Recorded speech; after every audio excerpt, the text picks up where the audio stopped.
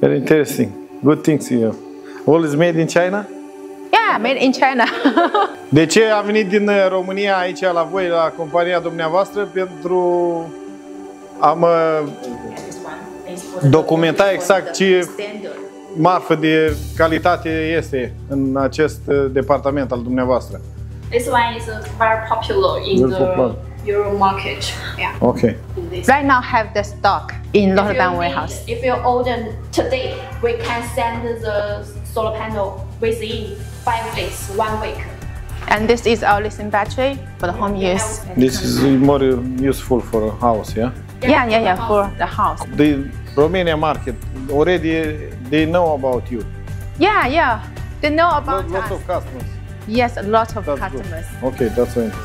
Și sperăm să facem un foarte bun business în viitor. Pentru că văd că aveți marfă foarte eficientă pentru viitorul omenirii. Vă mulțumesc! Blue Sun, a nice company.